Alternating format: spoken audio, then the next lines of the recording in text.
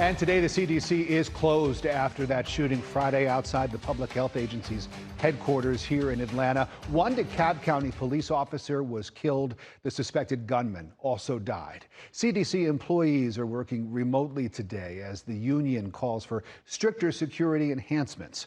Atlanta News First senior reporter Patrick Quinn joining us live outside the CDC in DeKalb County. And Patrick, you've just spoken with Senator Ossoff. That's right. Just within the last 5 or 10 minutes or so, he had a press call. I was able to talk to him about the shooting here at the CDC on Friday. First, he said his thoughts and prayers are with the family of DeKalb County Police Officer David Rose. I also then asked him about the reports that were saying that this shooting could be politically tied, that there was a motivation that potentially the suspected gunman had an issue with vaccines here at the CDC. I asked Senator Ossoff about that. He said he's going to wait and let this investigation play out. He's seen those early reports. What he did say is he condemned the overall response from the Trump administration over the last 6 or so months against the CDC, and he recognized more work needs to be done to protect workers here at this public health headquarters. I'm at 1760 Clifton Road. Multiple shot here at the location firing. I will say broadly that the CDC has been under sustained political attack since this administration took power. U.S. Senator John Ossoff today on a press call condemning Friday's shooting at the CDC. On campus, a growing memorial outside the CDC on Clifton Road in honor of DeKalb County Police Officer David Rose, who died in the shooting. We answer the call to serve our community, and he gave his life with a commitment to serve others, and he should be respected for that.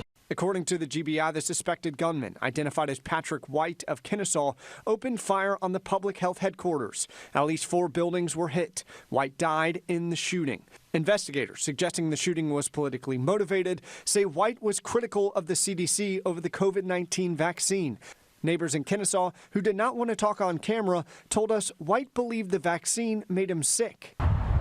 Back at the CDC, the campus closed. Over the weekend, some CDC workers returned to Clifton Road to show their support for the public health community. To show solidarity with our coworkers who, are feeling increasingly under threat from, just a politicized landscape. And, we're trying to, we're just scientists, we're trying to do what we can to help people. The union representing CDC employees said staff should not be required to return to the office until windows and buildings are fixed and completely secured, adding, quote, "This attack violated our collective safety. We will not accept this as business as usual, and temporary fixes won't cut it."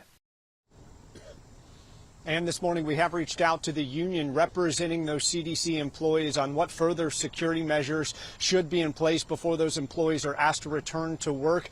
We have been out here all morning long. I've continued to see workers of the CDC dressed in white coats, some in scrubs. Other community members continue to show up here, lay down some flyers, and pay their respects after what happened here Friday evening. Outside CDC headquarters, Patrick Quinn, Atlanta News First.